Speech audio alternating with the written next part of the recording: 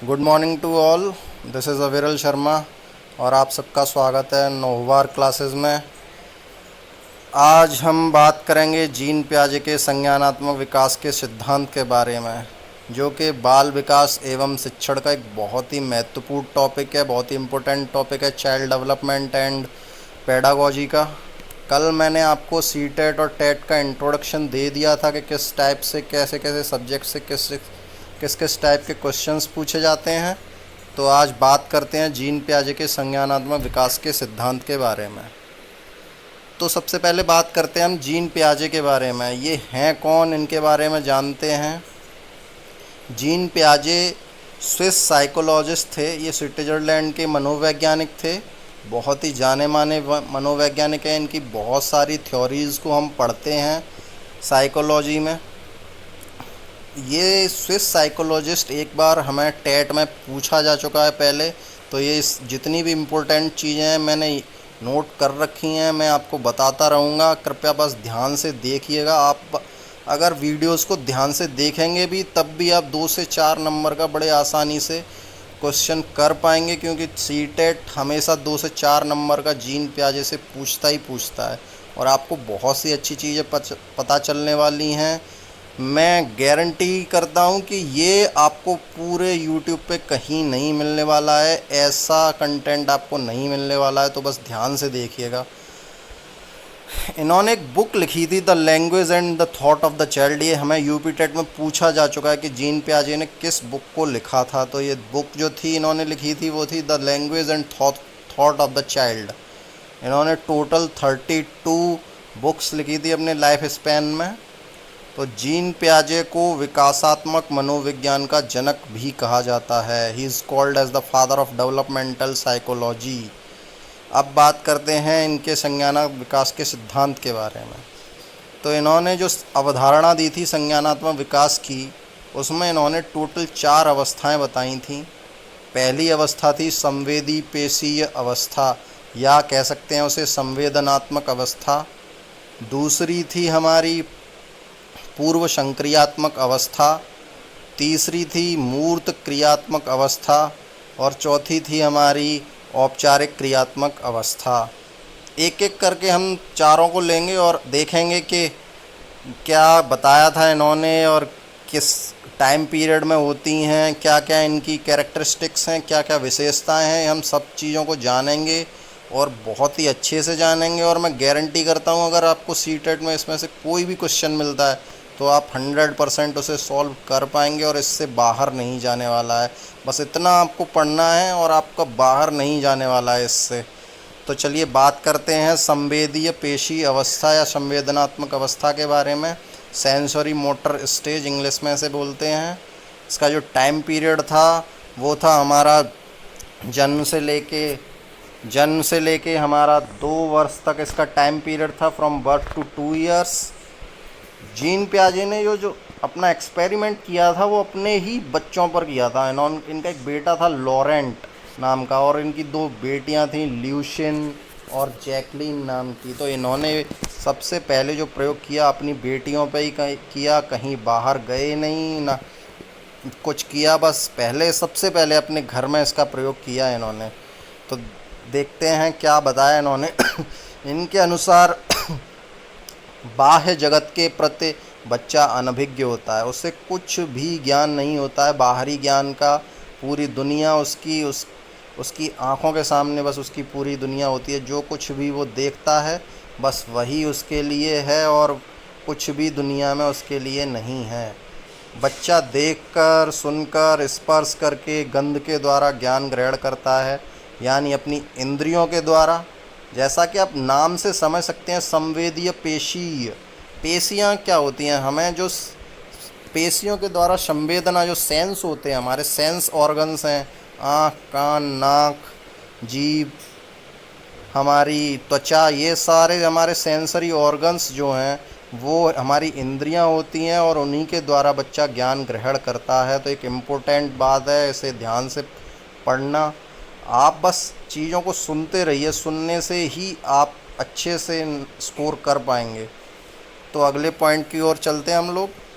इसमें अगला पॉइंट है छोटे छोटे शब्दों को दोहराना, अपनों को देखकर मुस्कुराना, अपरिचित को देखकर डर जाना।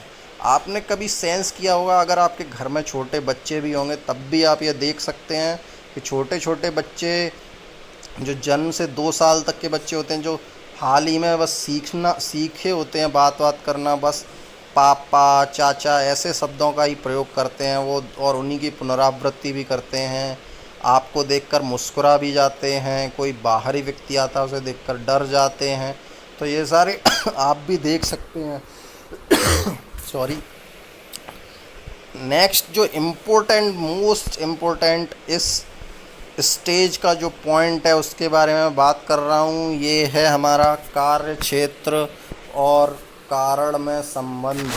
तो बच्चा कार्य क्षेत्र व कारण में संबंध स्थापित नहीं कर पाता है। वो कोई भी कार्य करता है उसके बारे में, उसके कारण के बारे में नहीं जानता है, वो बस कार्य करता है और वो कुछ भी नहीं जानता है। तो ये जो पॉइंट है बहुत इम्पोर्टेंट पॉइंट है, इसको नोट करें आप। नोटिस अगर आप नोटिस कर सकते हैं, किसी स्क्रीनशॉट भी ले सकते हैं व्हाट्सएप से, तो स्क्रीनशॉट ले लीजिए, क्योंकि बहुत ही अच्छा कंटेंट है, ऐसा शायद आपको नहीं मिलने वाला है। अब आते हैं नेक्स्ट पॉइंट की ओर, वृत्तीय क्रियाएं अर्थात बार बार दोहराना। तो मैं आपको पहले भी बता चुका हूँ कि बच्चा बार बार दोहराने की प्रक्रिया करता है इसमें, और बार बार चीज़ों को दोहराता है, वो सारी क्रियाएं बार बार दोहराता है। नेक्स्ट पॉइंट है जन्म के समय पूर्णतः आत्म केंद्रित होता है। तो बच्चा सेल्फ सेंटर्ड होता है, आत्म केंद्रित होता है। ये हमसे सीटेट पूछ चुका है प्रीवियस ईयर्स में। कार्य क्षेत्र और कारण वाला पॉइंट भी पूछ चुका है, वृत्तीय क्रियाएं वाला भी पूछ चुका है। तो ये सारे प्रीवियस ईयर में पूछे जा चुके हैं, तो कृपया इन्हें नोट कीजिएगा और ध्यान से देखिएगा। बच्चा अनुकरण से आप नकल करने से ले सकते हैं। आप बच्चा नकल करता है जैसा उसकी माँ करती है या जैसा उसके परिवार के लोग करते हैं, तो वो बच्चा भी कुछ उन्हीं की हरकतें करने लग जाता है। तो अनुकरण करना एक बहुत ही इम्पोर्टेंट इस स्टेज का एक पॉइंट है, और इसको देखते हैं। ये स्टेज यहीं ख़त्म होती है। अब हम अगली स्टेज पे चलते हैं, जो है पूर्व संक्रियात्मक अवस्था, प्री ऑपरेशनल स्टेज। तो आप समझ सकते हैं, बस नाम से ही आप समझ सकते हैं कि प्री ऑपरेशन का मतलब कोई भी कार्य करने से पहले, ऑपरेशन से पहले की अवस्था। तो 2 से 7 ईयर्स इसका टाइम पीरियड है, 2 से 7 ईयर्स। तो 2 से 7 ईयर्स इसका टाइम पीरियड है, 2 से 7 ईयर्स। एंड इसका जो हमारा इसके जो कैरेक्टरिस्टिक्स हैं उनके बारे में बात करते हैं। तो आगे ये देखते हैं क्या क्या कैरेक्टरिस्टिक्स हैं इसकी। बच्चा रंगों को पहचानने लगता है, हमारा रंगों के हल्के भारी का ज्ञान हो जाता है, उसे रंगों को पहचानता है, गिनतियों का ज्ञान होता है, अक्षर लिखता है, पूछने पर अपना नाम बता देता है, ये सब चीज़ें सीख जाता है। तो हम लोग ये सब अपने डेली लाइफ में अनुभव कर सकते हैं, और डेली लाइफ में अगर आप अनुभव कर सकते हैं तो यकीन मानिए सीटेट आपके लिए बहुत ही सिंपल होने जा रहा है। और नहीं होने जा रहा है तो बस आप मेरे साथ जुड़े रहिए, आप निश्चित तौर पर सफलता पाएंगे। मैंने भी अपने फर्स्ट अटेम्प्ट में ही सीटेट निकाला था, मैं अपने अनुभव आपके साथ साझा कर रहा हूँ। ज़्यादा बातें किए बिना आप बस नोटिस करते रहिए चीज़ों को। नेक्स्ट है हमारा बच्चा तर्क वितर्क नहीं कर पाता। तो जो 2 से 7 साल का बच्चा है, आप नोटिस कर सकते हैं कि वो तर्क वितर्क ज़्यादा नहीं करता, वो बहुत सीमित अवस्था में तर्क वितर्क करता है, इसीलिए इसे अतार्किक चिंतन की अवस्था कहते हैं। ये प्रीवियस ईयर में पूछा जा चुका है हमसे। नेक्स्ट पॉइंट है वस्तु स्थायित्व का भाव, जीववाद, सजीव चिंतन आदि गुण मिलते हैं। जैसे आपने देखा होगा बच्चा अपने खिलौनों के प्रति बहुत सजग होता है, वो किसी के साथ शेयर नहीं करना चाहता अपने खिलौने वगैरह।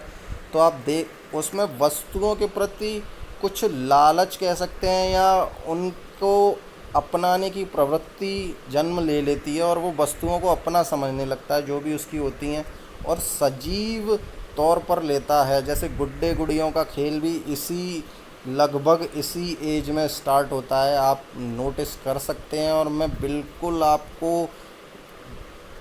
आपको डेली लैंग्वेज में समझा रहा हूँ, आपको रोज़मर्रा की भाषा में बता रहा हूँ। तो गुड्डे गुड़ियों के खेल से आप समझ सकते हैं सजीव चिंतन, जीववाद और वस्तु स्थायित्व का भाव इस एज में आ जाता है। तो नेक्स्ट पॉइंट आता है अनुत्क्रमणशीलता का गुण पाया जाता है इस स्टेज का। ये बहुत इम्पोर्टेंट क्वेश्चन है और मैं सोचता हूँ कि शायद 1 नंबर का ये आ भी सकता है इस बार। इम्पोर्टेंट है, आप देखिएगा। मैं सोचता हूँ ये आ सकता है कि अनुत्क्रमणशीलता का गुण पाया जाता है। तो अगर इसे सरल भाषा में अनुत्क्रमणशीलता को हम समझेंगे तो ये होता है कि जब हम किसी चीज़ से पलट नहीं पाते हैं उसे हम अनुत्क्रमणशील बोलते हैं। यानी हम कोई डिसीजन ले लें उससे बदल ना पाएँ। तो बस बच्चा जो होता है वो अनुत्क्रमणशील होता है, वो बस एक जो डिसीजन ले लेता है या जो उसे सही लगता है बस वो उसी को सही मानता है। आप इसे नोटिस कर सकते हैं। अगर आपके आसपास कोई बच्चे हों और आपने देखे हों तो आप देखिएगा, कभी वो जो जो वो उसे सही लगता है वो वही सही लगता है, वो और उसके दिमाग में चीज़ें आती नहीं हैं। तो ये पूर्व संक्रियात्मक अवस्था थी। ये हमारी 2 स्टेजेस कंप्लीट हो चुकी हैं। और चलिए अब हम बात करते हैं तीसरी अवस्था की इसमें। तो तीसरी अवस्था पे जाते हैं, वो है मूर्त क्रियात्मक अवस्था।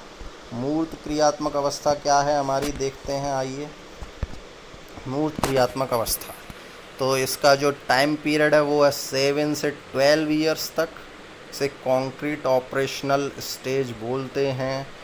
कॉन्क्रीट इसलिए बोलते हैं क्योंकि यहाँ बच्चे के जो विचार हैं वो स्थायी रूप ले लेते हैं।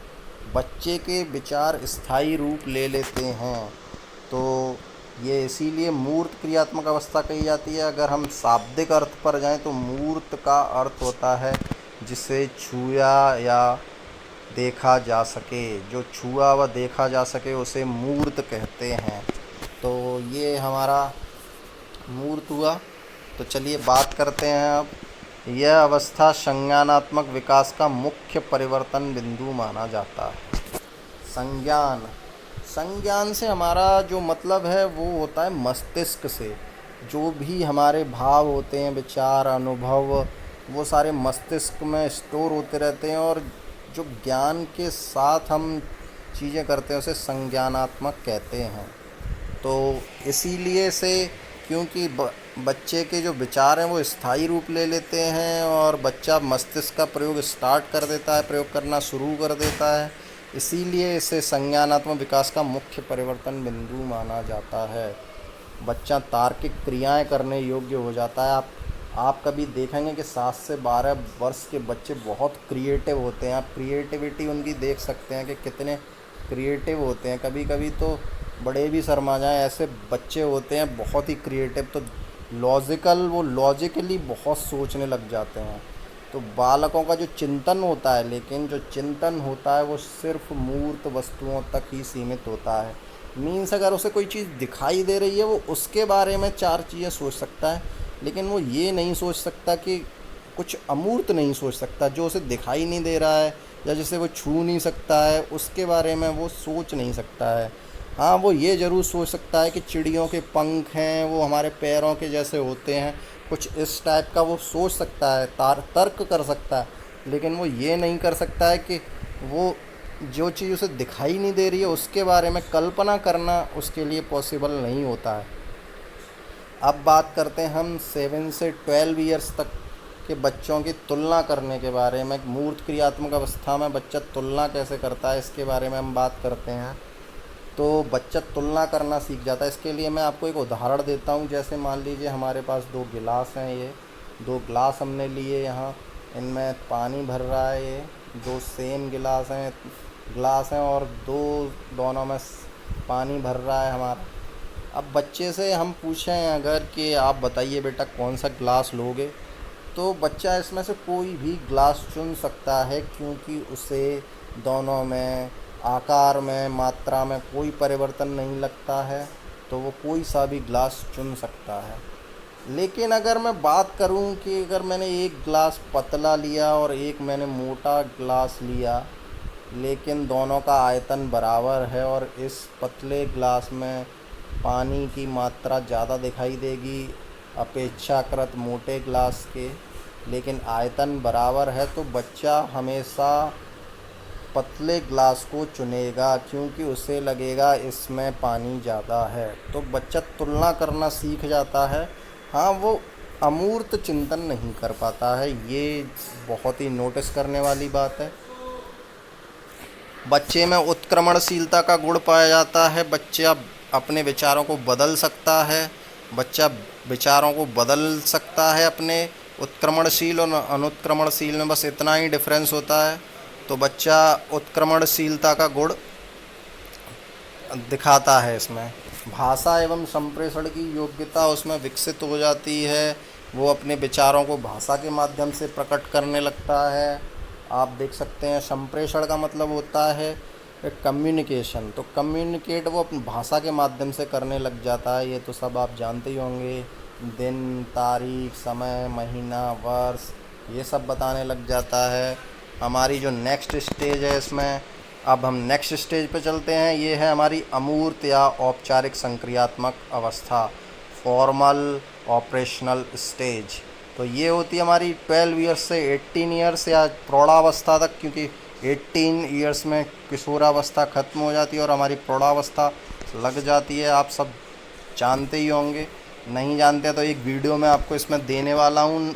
कुछ दिनों में मैं आपको वीडियो दूंगा, लेकिन अभी टाइम क्योंकि हमारे पास कम है और हमें बहुत अच्छे नंबर स्कोर करने हैं, तो हम जो इम्पोर्टेंट टॉपिक्स हैं उनको ही लेके चलने वाले हैं। तो आइए कैरेक्टरिस्टिक्स जानते हैं अमूर्त औपचारिक संक्रियात्मक अवस्था की। देखते हैं इसमें क्या है। अमूर्त चिंतन की योग्यता का विकास हो जाता है। कल्पना करने लग जाता है बच्चा, अपने पूर्व अनुभवों का प्रयोग करने लग जाता है। पूर्व अनुभवों के प्रयोग से चीज़ें सीखने लगता है। और जो मोस्ट इम्पोर्टेंट एंड पिछली बार ये क्वेश्चन बहुत लोगों को डाउट था, मैं क्लियर कर देता हूँ, उसका आंसर औपचारिक संक्रियात्मक अवस्था था। पूछा था सीटेट ने कि परिकल्पनात्मक चिंतन किस अवस्था में होता है, तो ये औपचारिक संक्रियात्मक अवस्था में होता है। बच्चा चिंतन करने लग जाता है। तो परिकल्पनात्मक चिंतन ये इम्पोर्टेंट है, आप एक बार नोटिस करिए, इसे नोट कीजिए सब लोग। तार्किक चिंतन और समस्या समाधान भी उसमें विकसित हो जाती है। ये तार्किक चिंतन और समस्या समाधान विकसित हो जाती है इस अवस्था में। और जो लास्ट एंड इम्पोर्टेंट पॉइंट है वो है हमारा निगमन तर्क। निगमन तर्क हमारा क्या होता है, नियम से उदाहरण जो होता है। किसी भी चीज़ का पहले नियम जानता है बच्चा, फिर उदाहरण पर जाता है। तो इसे निगमन इसीलिए कहते हैं, किसी चीज़ का निगमन होता है नियम से उदाहरण पर जाना। इसके बारे में मैं आपको वीडियो दूंगा क्योंकि ये भी बहुत इम्पोर्टेंट है, आगमन और निगमन तर्क। इससे क्वेश्चन बनता ही बनता है सीटेट में। खैर अभी हम इसी पर रहते हैं और बात करते हैं क्वेश्चंस एंड आंसर्स की। इस टॉपिक के कुछ क्वेश्चंस एंड आंसर्स, और अगर आप लोगों के कुछ क्वेश्चंस आंसर्स हों तो कमेंट सेक्शन में मुझे बताइए और मैं आप लोगों के सारे आंसर्स देने की पूरी कोशिश करूँगा। और कुछ अगर सुधार की ज़रूरत हो तो वो भी मुझे कमेंट सेक्शन में आप बता सकते हैं। चलिए अब बढ़ते हैं क्वेश्चंस एंड आंसर्स की तरफ। तो पहला अगर हम क्वेश्चन लें इसमें, तो वो है पियाजे के अकॉर्डिंग अमूर्त स्तर पर चिंतन किस अवस्था में होता है। तो जहाँ तक है आप सब लोग जानते ही होंगे, मैंने अभी बताया है कि अमूर्त, हम शब्द अगर पकड़ लेंगे, भाषा पकड़ लेंगे सीटेट में, तो हम कोई भी क्वेश्चन बहुत ही आसानी से सॉल्व कर सकते हैं। बस यहाँ सीटेट में उसने एक थोड़ा सा चेंज किया है कि उसने बस क्वेश्चन में अवस्था का नाम ना दे करके उनके टाइम पीरियड दे दिया है। तो पहला टाइम पीरियड 2 से 7 ईयर्स, तो ये होता है हमारा प्री ऑपरेशनल यानी पूर्व संक्रियात्मक, 7 to 11 कॉन्क्रीट यानी मूर्त, 11 to 18 अमूर्त एंड 0 to 2 पूर्व संवेदी पेशीय। तो कौन सा आंसर होगा इसमें, तो आंसर हमारा होगा सी। आप सब लोगों का इच्छा करता हूँ कि आंसर ठीक ही होगा। जो भी वीडियो देख रहे हैं वो कृपया प्रीवियस ईयर के पेपर लगाइए, उनमें पियाजे से रिलेटेड जो भी क्वेश्चंस हो आप उनमें लगा के देखिए। इस इस कंटेंट से बाहर आपका नहीं जाने वाला है। अब आते हैं नेक्स्ट क्वेश्चन की ओर। पियाजे के अनुसार विकास की पहली अवस्था के दौरान बच्चा डैश डैश डैश सबसे बेहतर सीखता है। तो अकॉर्डिंग टू पियाजे, विकास की किस अवस्था में बच्चा सबसे बेहतर सीखता है? पहली अवस्था के दौरान किससे अच्छा सीखता है? तो इंद्रियों द्वारा, अमूर्त चिंतन द्वारा, भाषा के अनुप्रयोग द्वारा या निगमन तर्क द्वारा? किसके द्वारा सबसे अच्छा सीखता है? तो आप सब लोग आंसर जानते ही होंगे, और नहीं जानते हैं तो मैंने इस वीडियो के माध्यम से आपको बताया और आप शायद जान गए होंगे। इसका आंसर होगा हमारा क्या? इसका आंसर जो होगा वो होगा इंद्रियों द्वारा। इंद्रियों द्वारा इज़ द करेक्ट आंसर। तो चलिए इस वीडियो को यहीं समाप्त करते हैं। अगर वीडियो पसंद आई हो तो लाइक कीजिए, सब्सक्राइब कीजिए एंड कमेंट सेक्शन में मुझे बताइए कि मैं क्या बेहतर कर सकता हूँ। शेयर कीजिए ज़्यादा से ज़्यादा और पूरी वीडियो को प्लीज़ देखिएगा, क्योंकि आपको 2 से 4 नंबर का इसमें से मिलने वाला है। यकीन मानिए आप बहुत ही अच्छा कंटेंट पा रहे हैं। मुझे नहीं लगता इससे अच्छा कंटेंट आपको यूट्यूब पर मिल सकता है।